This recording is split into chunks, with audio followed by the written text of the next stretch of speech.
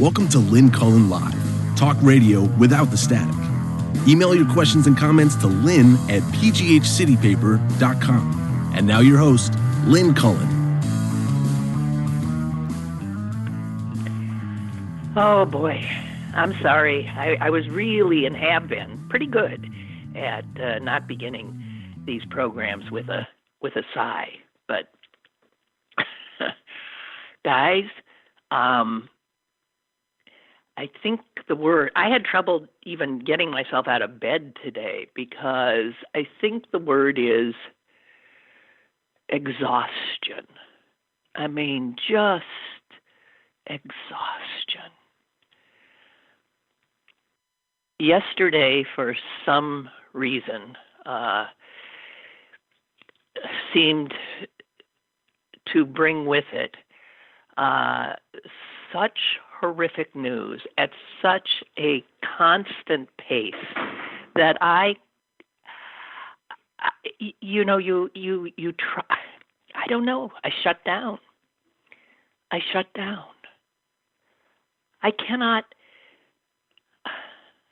don't want to learn any more names of beautiful black men murdered in the streets by police, by racist, self-appointed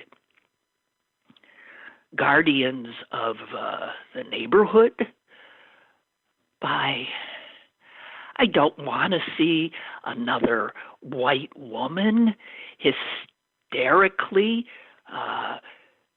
being terrified of a black man and threatening to call the police on him, and we know what happens when that occurs. I can't.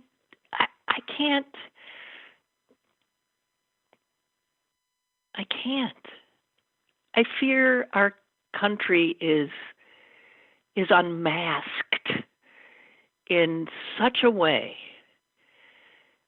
that, God, I don't know. I'm sorry.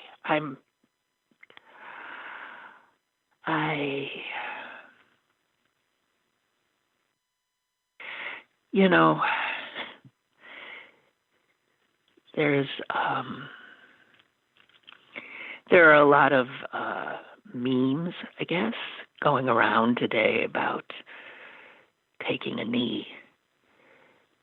Colin Kaepernick kneeling, putting his knee on the ground. Look what happened. Look at the uproar. And he was doing it to protest exactly what happened in Minneapolis, where a police officer took a knee.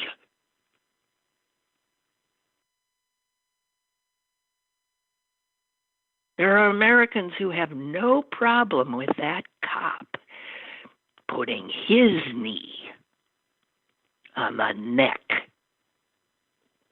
of an innocent black man and keeping it there while he pleaded for his life. Oh, but we've got a big problem with Colin Kaepernick taking a knee on the turf to protest such extrajudicial killings, targeted murders of American citizens.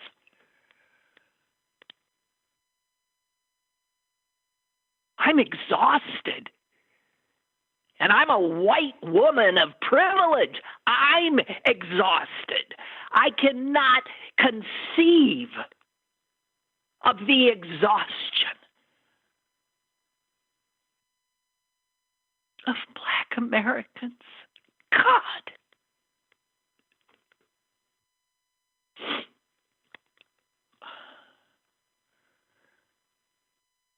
There is no way for anybody now to ignore this. I've always called it a sin. It's worse. It's a crime against humanity of the racism that runs through the blood of this country. Spills the blood of countless innocent people of color.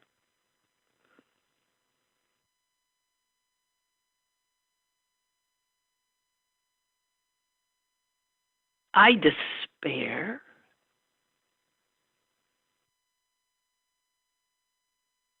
And then all of it laid atop the vile, repellent man who we elected. We did. I know you didn't, I didn't. We as a nation elected as our representative. Think of that.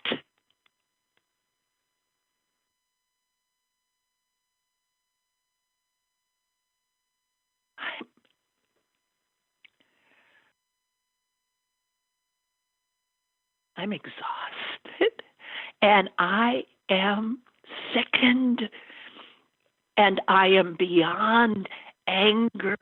I'm beyond despair. I don't know. I'm too weak a vessel to handle the reality. I am.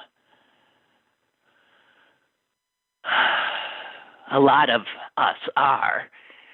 Some who are too weak instead engage in creating whole new realities, more akin to their comfort level, to their unwillingness to look in a mirror.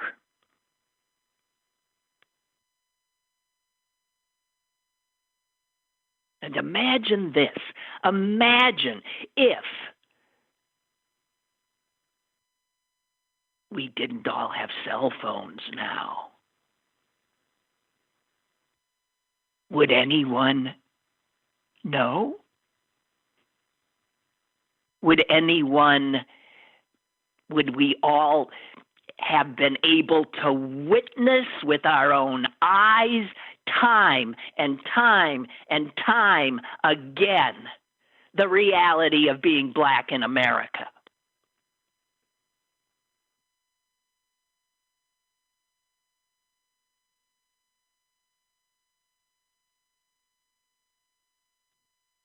I don't know. We are a nation in name only. We are not in any way a country that has common values anymore. Our very name is a joke. The United States of America. It was a dream. It was a dream hatched in Philadelphia. It was aspirational. It always was. And sometimes we, as a nation, were better, much better at moving toward that aspiration of United States of America with a shared value system in our better moments. And we've had some. But oh my.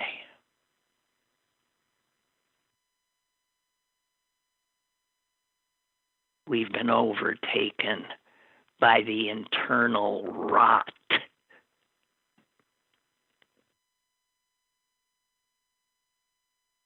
The greed and selfishness that we have been schooled in by our economic system.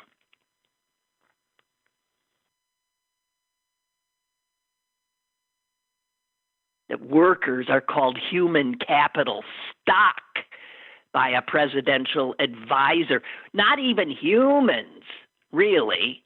Human capital stock.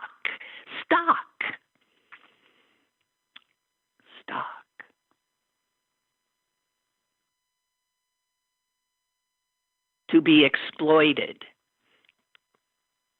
to be used, to be discarded.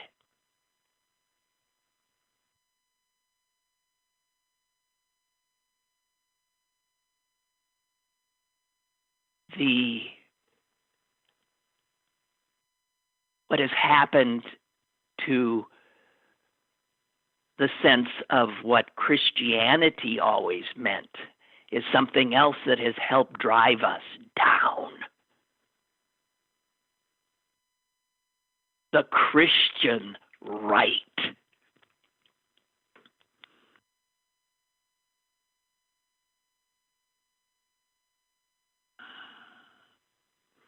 The perversion of Christianity in the pursuit of political power.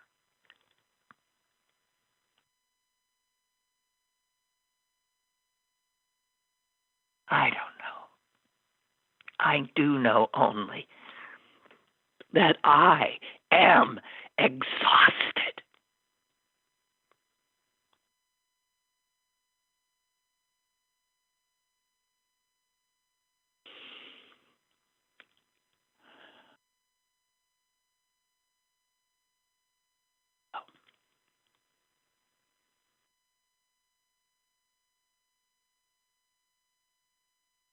I mean, am I supposed to do what we do here? I'm supposed to, go through my scraps of paper that I have sitting here.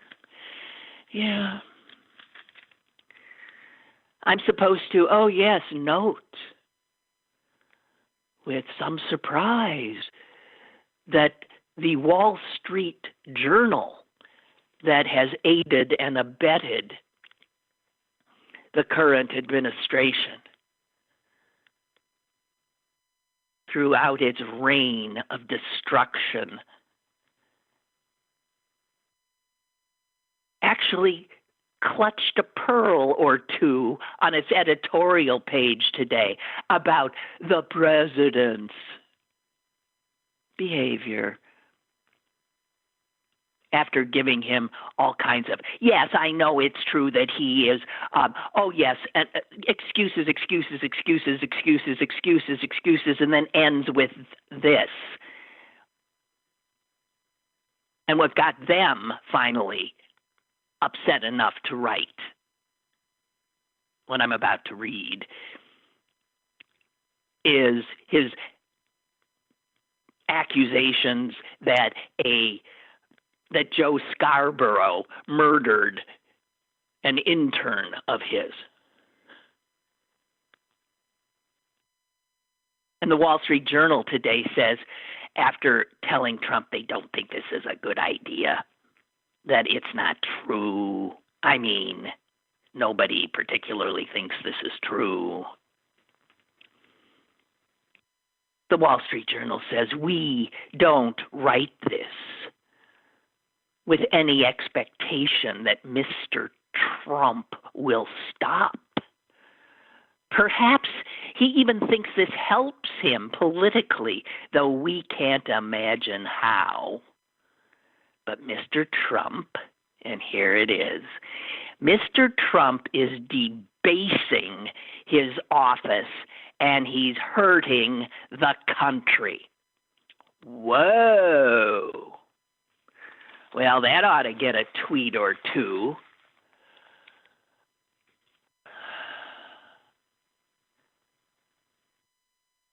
Twitter, Facebook. It's like I think of them now all as like big shovels that are working overtime to dig the grave of this country.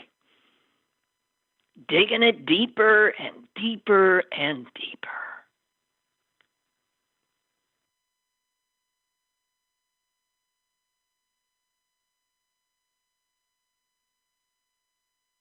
All right. Well, that was just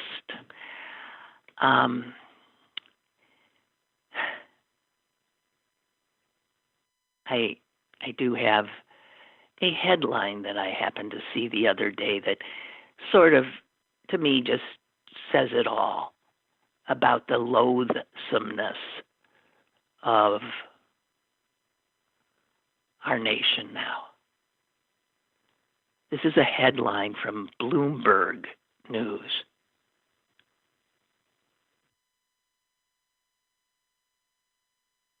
Quandary for high flyers. How to travel safely to your yacht. What? I said. Well, I'll give you the first sentence of the piece. It's a modern quandary for the ultra-wealthy. A yacht awaits at harbor. But how to safely reach it without risking exposure to the germ-ridden masses? You know, that human stock that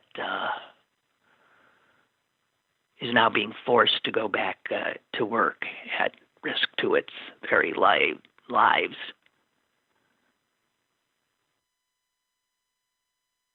Anyway, this story is about the fact that the ultra-rich have found a company. I'm not even gonna. Well, VistaJet, it has a solution for these people who can't quite figure out how to get to their moored yachts without touching something or having to deal with an unwashed person worth less than $100 billion.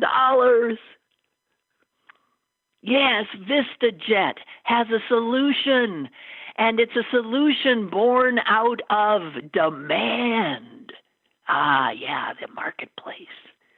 There was a demand for a solution to this horrible problem of how to get to my yacht. And VistaJet came in and said, not to worry. We will allow you to reserve a freshly sanitized jet to fly them to their yacht. What? How do you... Anyway, that's Bloomberg News. Don't know.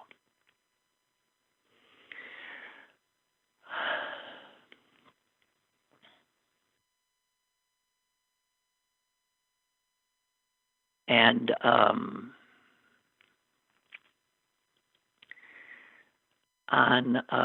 let me see, little Tony writes, excuse me, I'm just a little, as I said, I'm just exhausted.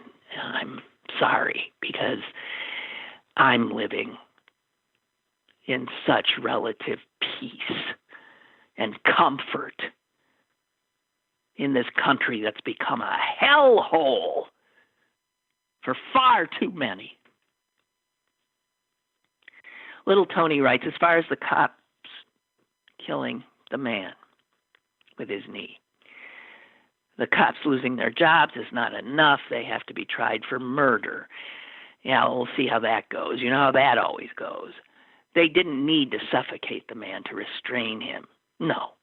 He was restrained for some horrible crime he hadn't committed other than living while black. Tony says, I've never seen anything like it. Well, I think we've seen far too much like it. I can't watch these things. Snuff films. It doesn't seem, I'm sure you could argue both sides. To show George Floyd, this latest dead black man, to show him respect, maybe we should. He endured it. Maybe we should be able to watch it. On the other hand, I'm not sure it is respectful to witness, to watch a man die. I know he died. I can't bear the sound. I hear his voice in my head.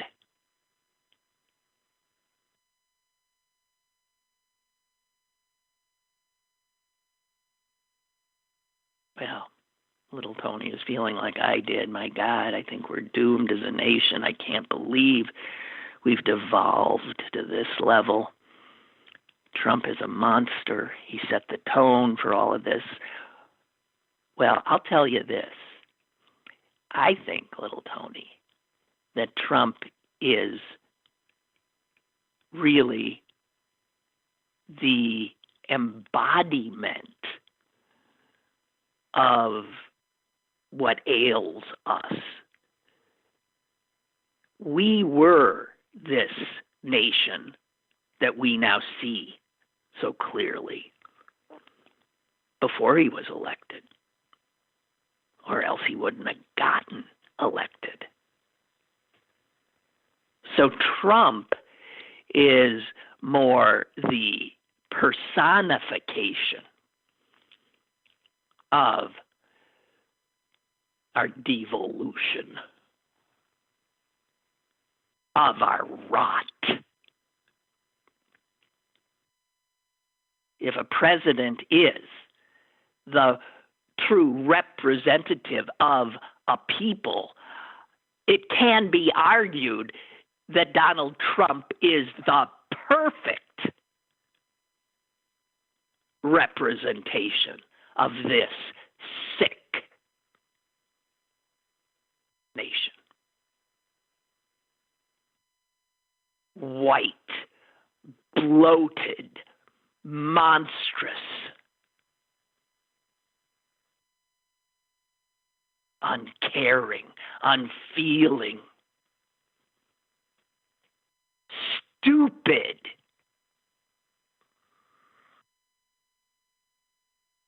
incapable of dealing with reality, of seeing what is in front of him.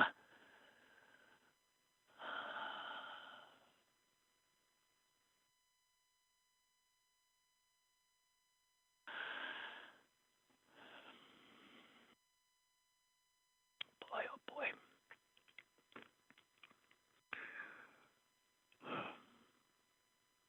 Okay, I'll try to get my act together.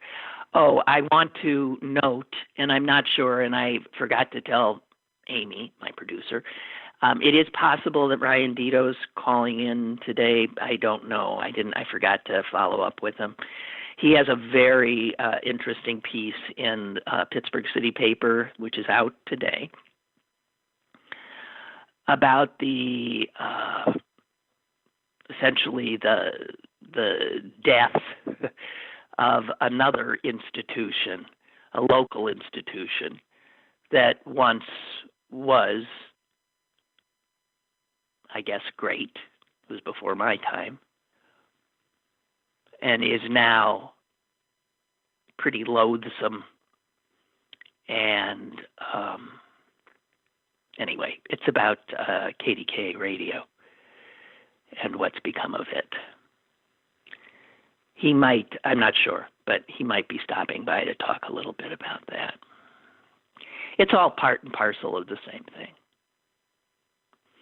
And part and parcel of the same thing, this too that I saw, let me find it, from the Wall Street Journal today. And please let me find this. it's about how, why don't I have it here? It's about how Facebook at one point had, and this is like a few years ago, had some kind of a team created to look into its algorithms to see if, in fact, they were causing greater division. What they did is they looked into their algorithms and, oh, lo and behold, found that the way Facebook worked, it was, in fact, creating more and more division in the country. I can't find it, so you'll have to rely on my foggy memory. And it was very clear about that. And you might recall that when this came out, it was news. And I believe Mark Zuckerberg, even before a congressional committee, acknowledged this internal report and said they took it very seriously and they will be looking at ways to, correct it, ameliorate it. He did not want his wonderful invention of a book to act as such a divisive force. Well, this is a front page Wall Street Journal piece, and it now it flat out says that after Zuckerberg's very public statements of concern, what really happened is they shelved the report and did absolutely nothing. If anything, doubled down. You know why? Because they make money on that division.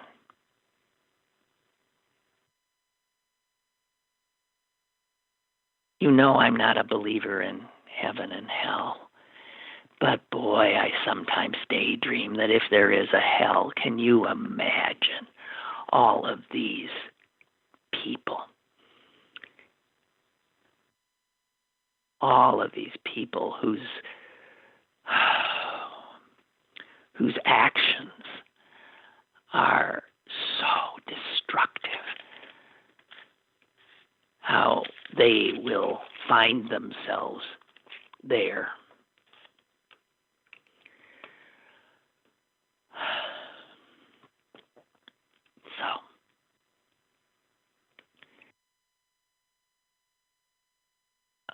Roger writes, I turned off yesterday morning's news after watching for about 10 minutes. You and your sister yesterday, yes, we did, miraculously avoided heavy topics, and that carried me through until noon.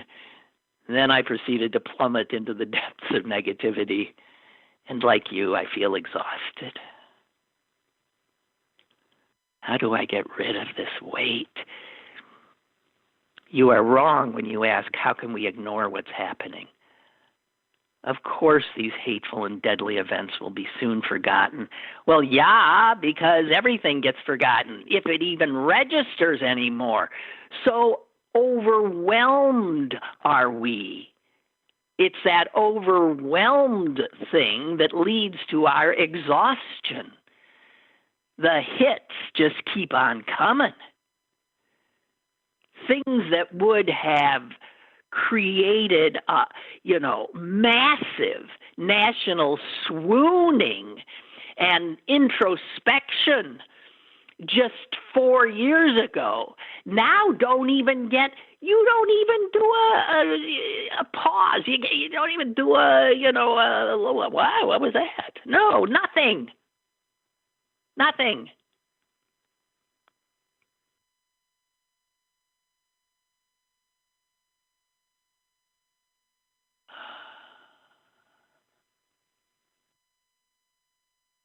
There'll be more black men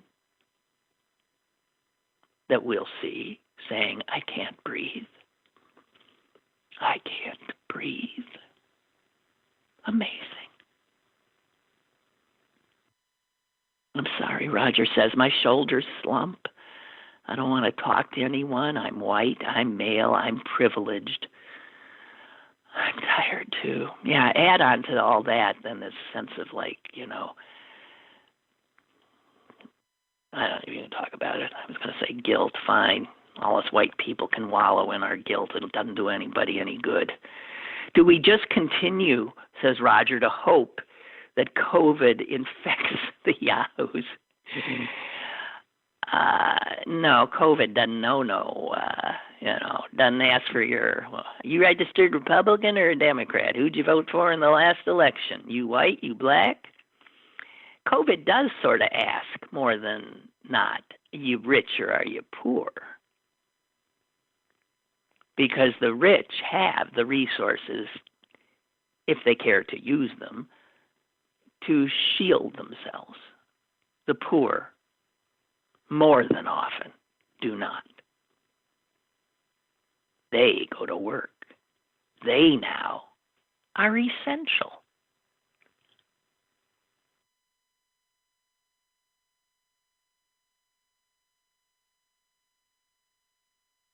Yeah. Roger says, I'm angry too. Anger wears on me too. Yeah, these are all negatives,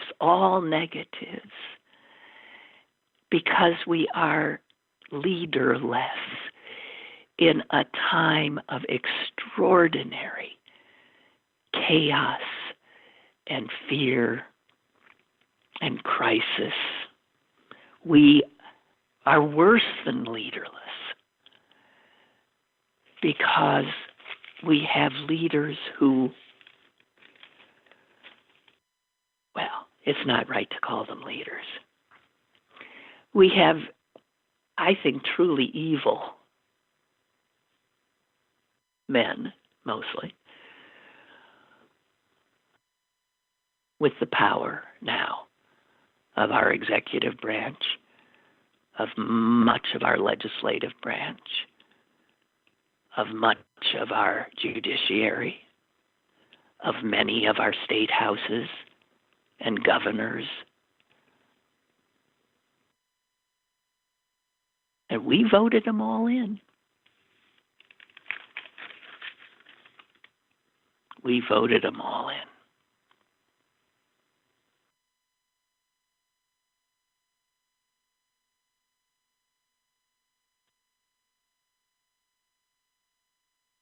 Barbara sends me this, which she said is also in the Wall Street Journal. Surprising. In a minute, Barbara. It just disappeared on me. Tuesday, November 3rd, 2020, will determine whether or not the nation chooses to work for the survival as a representative democracy or adopts full-fledged fascism. Where the hell's that in the New York Times? In the Wall Street Journal. Yeah, well, that I sort of see that as our choice, November 3rd. We either claw back and try to reclaim our damaged, and always imperfect democracy, or we surrender to what clearly is fascistic autocracy, because these guys aren't even pretending anymore.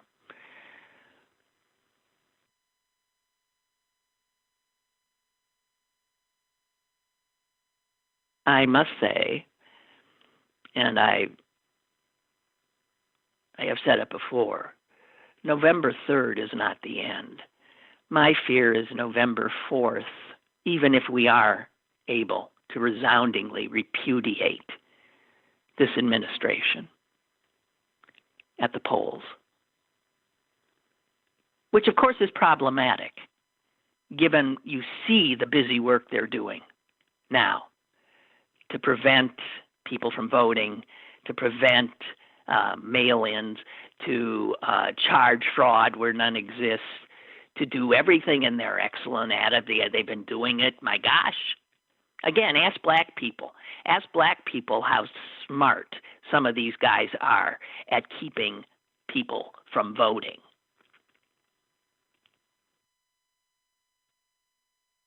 And we used to be able to appeal to an independent judiciary often when they got a little too out of hand.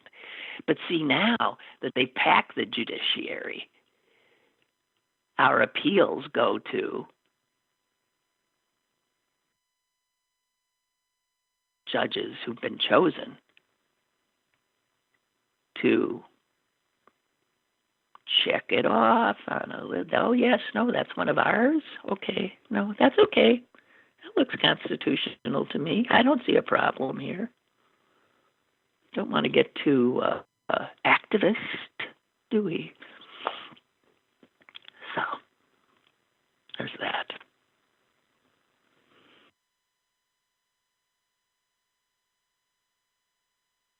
And I know Paul writes today of, if you've gotten these postcards in the mail, I'm talking to you Pittsburghers, if you're intending to vote in person on next month in the primary, the odds of you being able to do so at your usual polling place are not great. I mean, everything has been consolidated. So that in this large ward that I live in, the 14th, where God knows how many polling places there are, there will be just one. Now, I'm assuming most of you already voted, as have I, by mail. And that's why they've been able to consolidate. They wanted everybody to vote by mail because they don't have enough poll workers. The people who do not want to risk their lives, as they were forced to do in Wisconsin, to vote in their primary. So just be cognizant of it, aware, and I think you still have time to get in a mail ballot. Some people are suggesting this is a kind of voter suppression. I can assure you that the Democratic,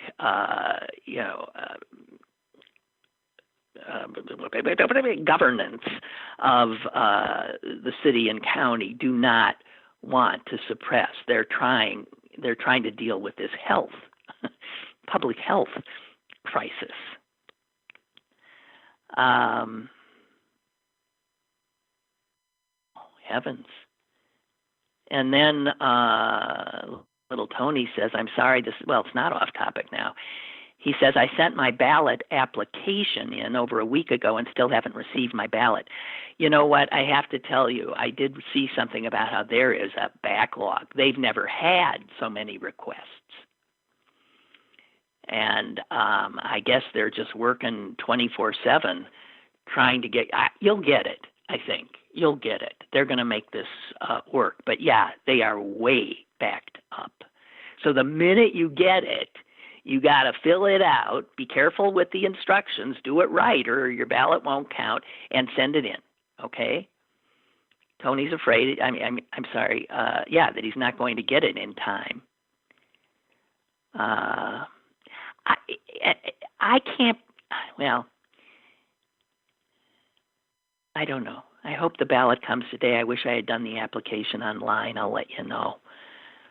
Well, do keep us apprised. It will be good to know.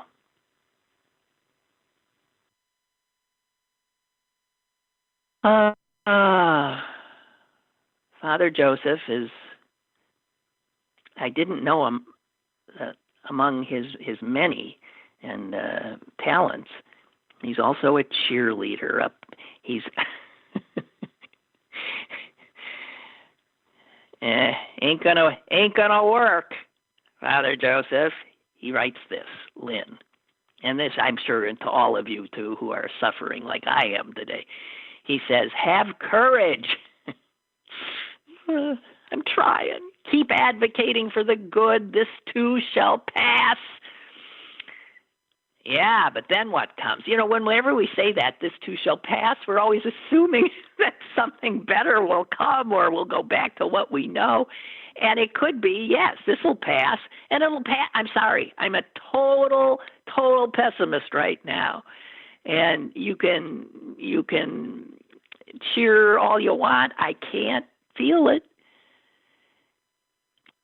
Father Joseph, I'll stop. I'll just read your email. Throughout the ages, societies have suffered demagoguery, but in the midst of those times, there have always been better angels. Yeah. People who knew better, who did better, who made us better. We can do this. All right. I have to tell you, I'm suppressing voices in my head because I know that we have no choice but to do this. We can do this. We must do this. I know that. But I can't help it. I am made in such a way that I despair. I'm exhausted. I will keep working. But I'm not kidding myself that the potential for failure is very much there. And I'm not kidding myself that even if we get rid of this particular administration,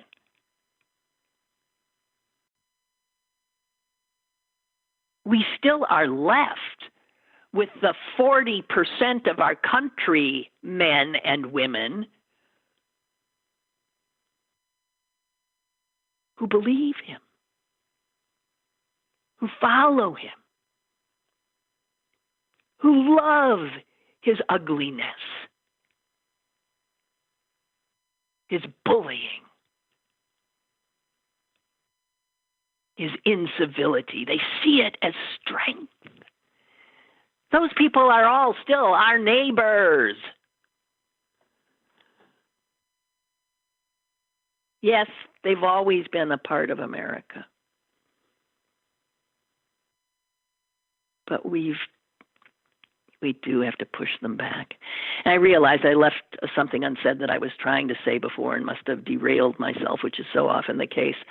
But I did want to say that November 3rd, even if we do vote him out, my worry, and I've said this before, is what happens between November 4th and January 20th.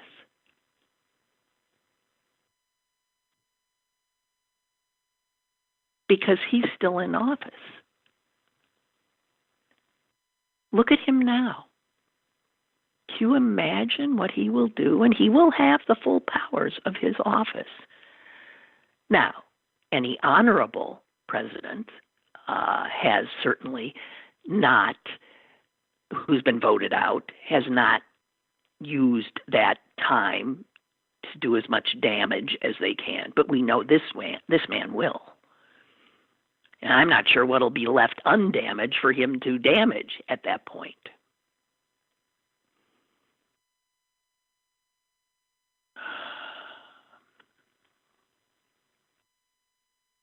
But, yeah, I hope I'm not getting you down. Hey, I got an idea. I got to tell you something fascinating. This has had nothing to do with you-know-who. Okay. Thank you, Father Joseph. You've sort of at least gotten me to shut up about it. I did share with you yesterday this wonderful story of what goes on inside a cocoon. And it's so bizarre how we're all taught at a very young age about the caterpillar who goes into this cocoon or chrysalis and comes out a butterfly. And it's such magic, and it's so amazing. And it still is. I mean, it's unbelievable. I mean, of all the extraordinary, unbelievable stuff that goes on in nature, that's got to be one of the more mind-blowing ones. And I just have another little bit of information to share with you. about it. It's mind-blowing. So what we learned from yesterday is the caterpillar essentially digests itself. It turns itself into this primordial goo, which has within it the stuff that then creates the butterfly. And I was told by my nephew yesterday that one of the things that survives from the caterpillar to the butterfly is memory. Impossible, I said. What do you mean? First of all, caterpillars have memories? And who would know?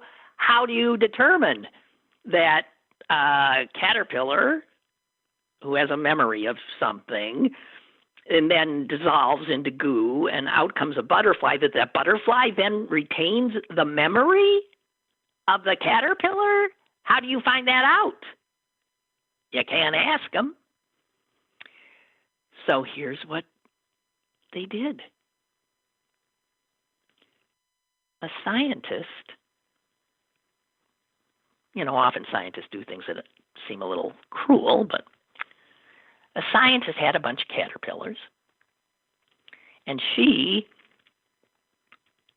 put them in some kind of a container with a horrid smell, a smell the caterpillars definitely did not like. And whenever they were put in the thing with the horrible smell, they would also, as if they weren't being tortured enough, be zapped with a little bit of electric jolt. I can't imagine it'd be much, or you'd kill them. And they would do this over and over again. So the caterpillar, as Pavlov's dogs kind of stuff, knows that, here's that smell, and I think I'm going to get zapped. So it was smell, zap, smell, zap, smell, zap, until as soon as the smell happened, the caterpillars would run. Get me out of here. I know what's coming next. And so these caterpillars went on and got in their little chrysalises. And the butterflies, moths actually, that came out were grabbed and subjected to the smell. And man, they went berserk. They knew exactly what was coming. So out of that goo comes one of the things that survives, that carries from that fuzzy little caterpillar into this glorious flying work of art, is an unpleasant memory. Isn't that amazing? I think I might have a caller. Hello. Hey, Lynn, it's Mike in D.C. Hi, Mike.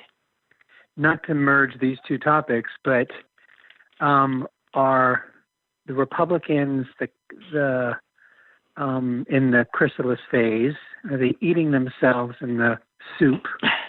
And will we come out the better end? Will they come out the better end as a butterfly? I mean, we can look at history and say, look how Rome worked out. But, I guess it's possible. That requires a level of optimism that I do not possess. You but think they're something definitely eating themselves. They're definitely eating themselves. I don't know. You really think so? You think they're self-destructing? It Yes. sure looks I don't like think on it. purpose. No, I don't think on purpose.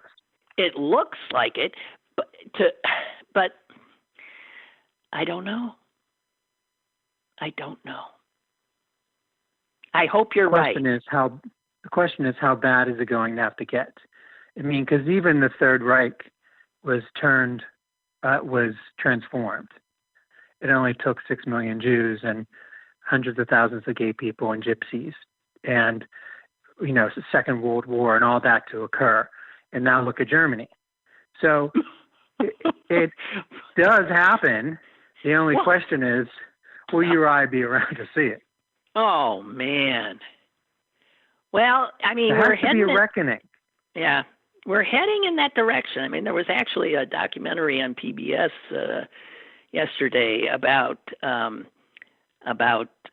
how anti-Semitism is, just shooting up all over the world, and the Pittsburgh Tree of Life massacre figured in it.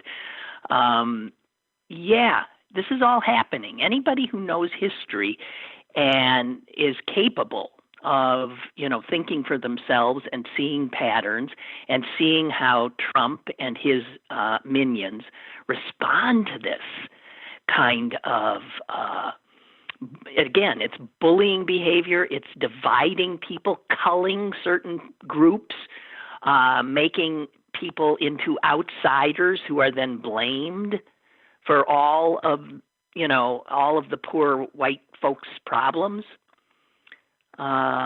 It works all the time. It worked in Germany and it's working here. So look at how Trump doesn't remember. The butterfly doesn't remember? I mean, if the butterfly remembers its previous life, apparently human beings do not. Because I think it's quite clear. I think quite clearly human beings do not. What happens is a generation might remember.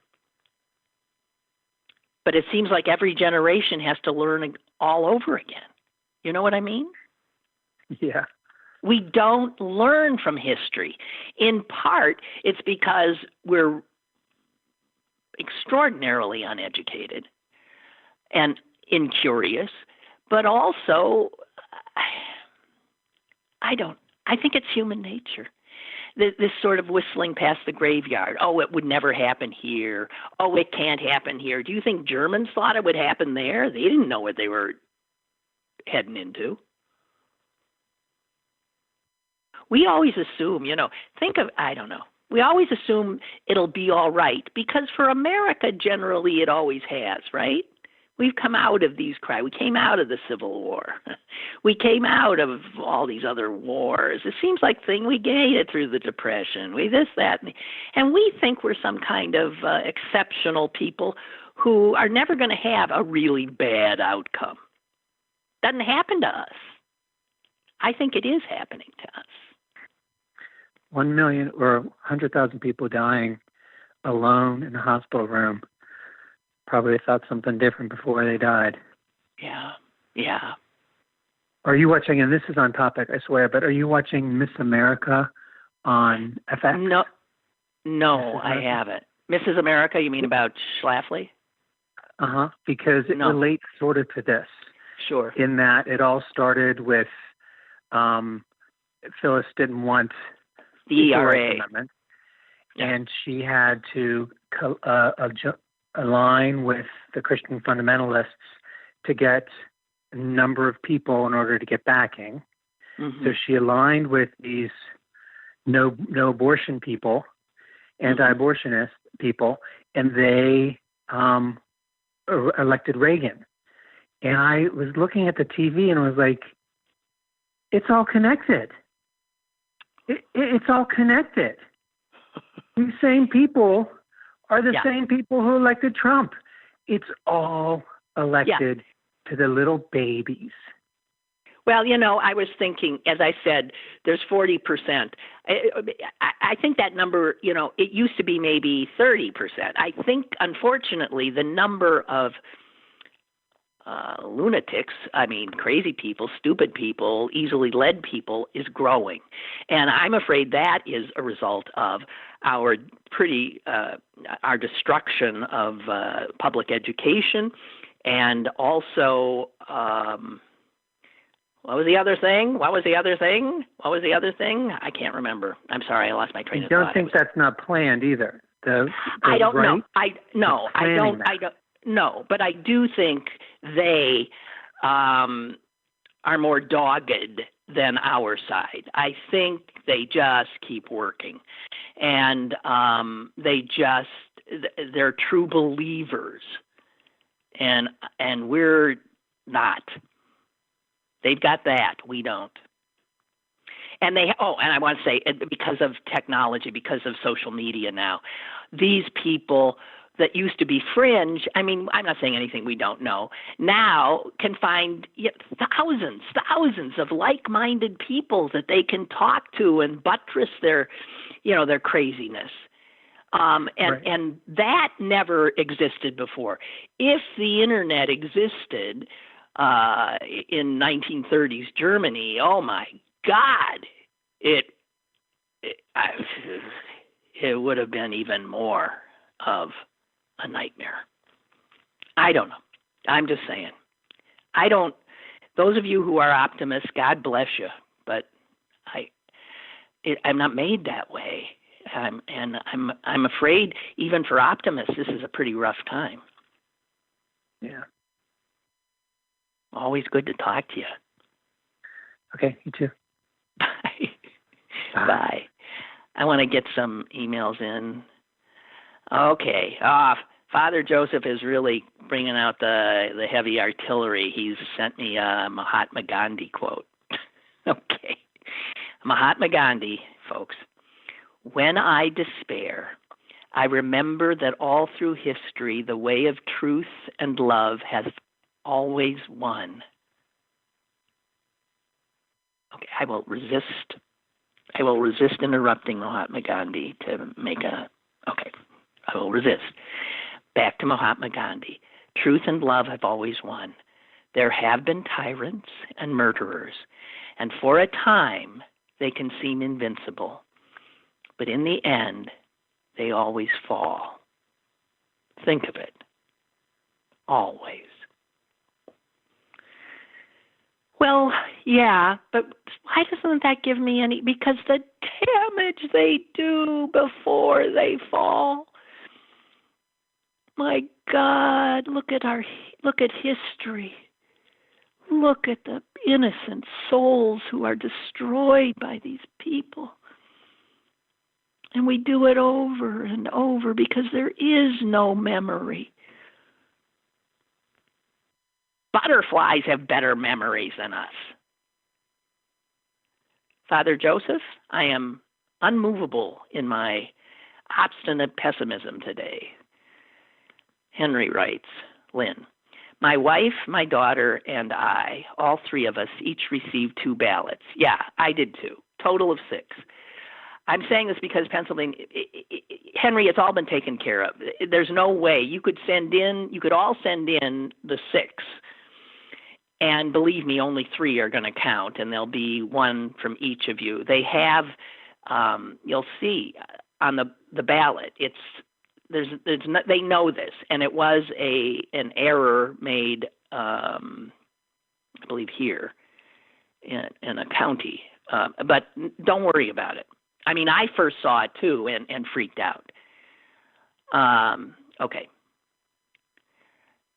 And Henry says, even if you vote out this administration, you can never silence his tweets. Oh, heck no.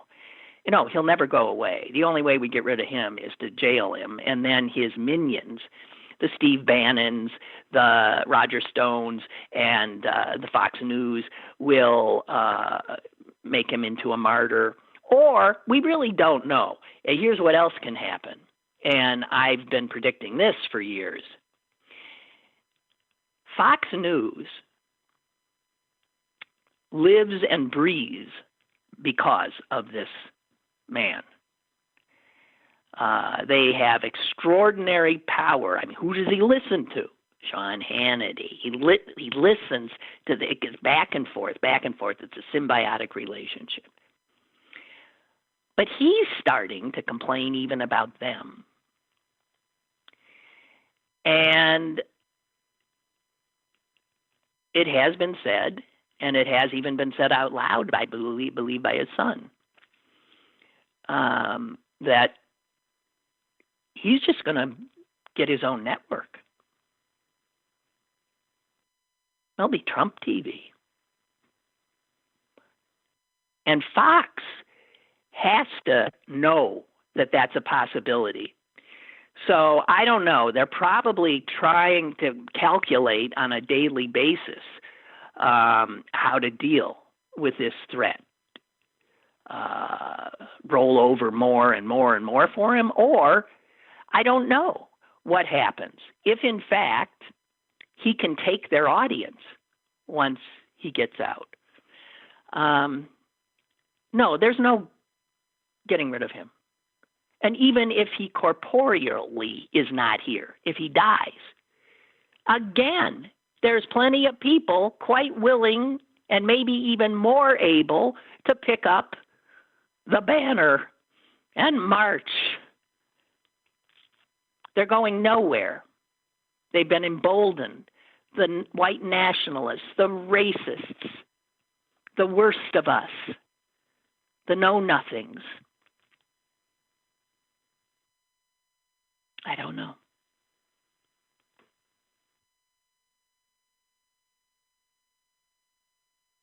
And Henry writes, even when he's out of office, the news will continue to drool all over him. Yeah, because he's copy. He's good copy. He's outraged. Because this is how, unfortunately, media in this country work. They can't help it. Their job is to attract you. You think it's to inform you? Well, it's supposed to. Their job is to use information to attract your eyeballs, to attract your ears, to attract you. And you do that, obviously, by a circus. You do that by, people rubberneck at a car crash, right? If there's no car crash, they don't slow down and look.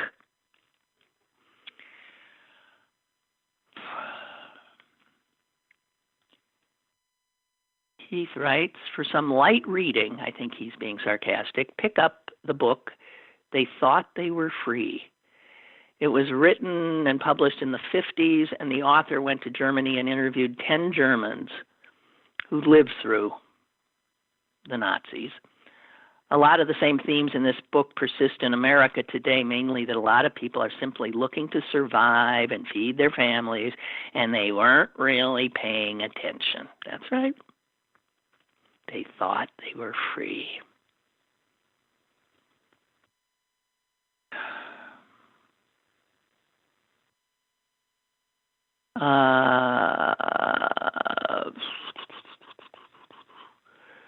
The update is here. Oh, it looks to me like we're holding here. 151 deaths. I don't know. God.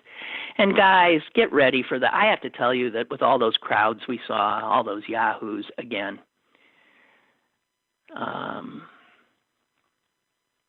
every one of them now vectoring out into the world. I think, and what's so absurd is that just as we're being given a little bit of a, open door, okay, venture out a little bit, you can do a little bit, and people are, because we're, going nuts. And now I think is probably a very dangerous time because of all the yahoos spreading this thing left, right, and center.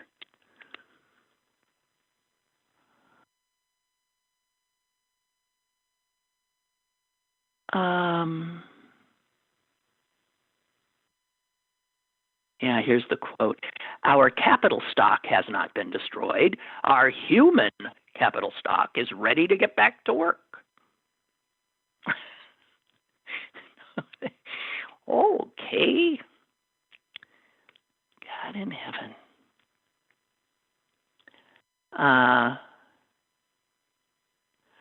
All right. So, what do I have here? Nothing we don't know. Oh, God. Sorry to be sighing in your ear.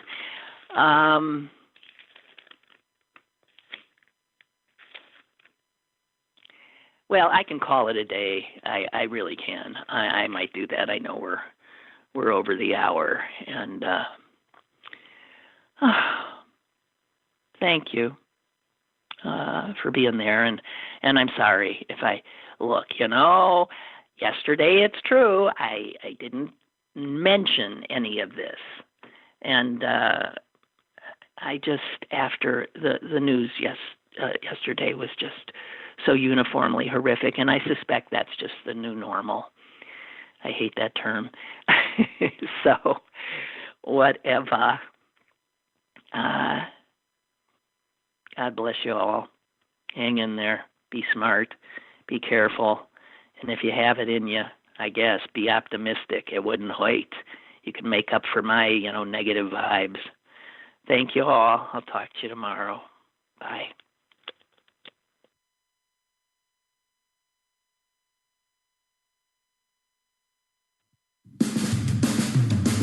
Lynn Cullen Live, Monday through Friday from 10 a.m. to 11 a.m. and archived at pghcitypaper.com. The opinions expressed on Lynn Cullen Live are those of the host and do not necessarily reflect the viewpoints of Pittsburgh City Paper or its advertisers.